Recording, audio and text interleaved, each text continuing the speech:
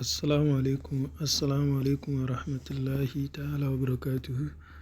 Yan uwa barkanmu da warhaka, barkanku da sake kasancewa da mu a wannan shafi mai albarka.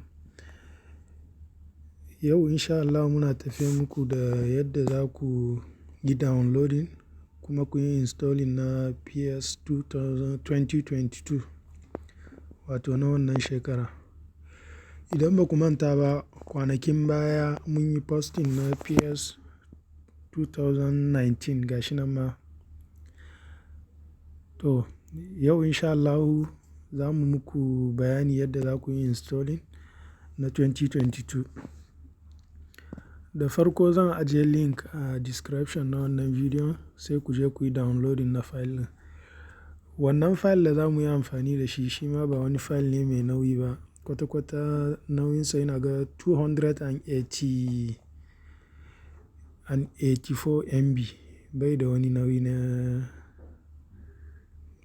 nauyi kamar wancan da muka yi amfani da shi kwanaki.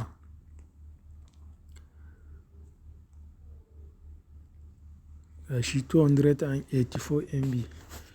Wannan PS ɗin shi ma yana da kyau sosai.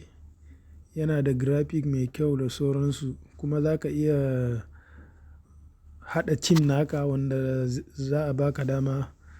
Za ka iya sayan kowane ɗan wasa nan gaba in ka daɗe kana bugawa da sauransu. To yanzu abu na farko da za mu yi, zan ajiye muku link a description da za ku je ku sauke file ɗin. Idan kun sauke file ɗin sai ku zo sai ku buɗe ta. Sai ku buɗe, za ku yi extracting nashi.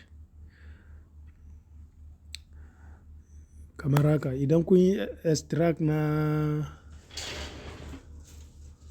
file ɗin, zai nuna muku ga application na game ɗin, ga OBB, ga data. Duka wayannan file ɗin ne. Da farko sai ku fara installing na application ɗin.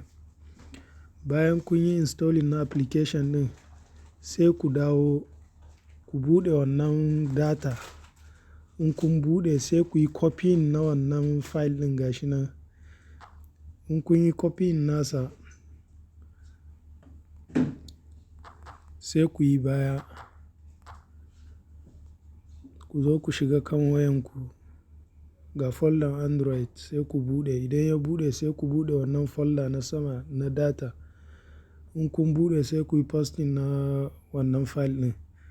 Sai ku sake dawowa baya. Ku je ku kwafi wannan OBB file ɗin. Wannan kenan shi ma in kun kwafi shi sai ku yi baya. Ku je ku buɗe folder Android.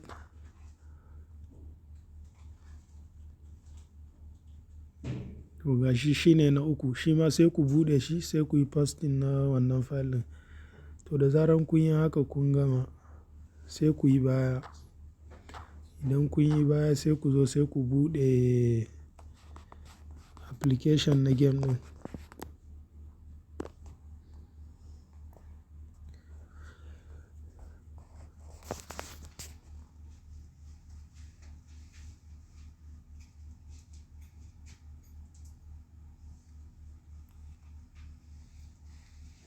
To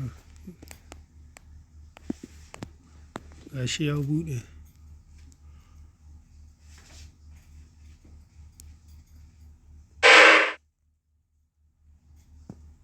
To sai ku zaɓi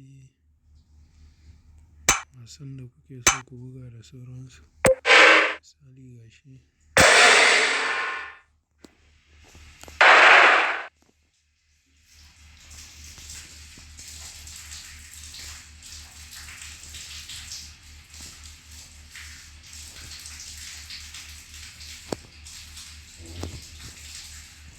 To shi kenan kun gama.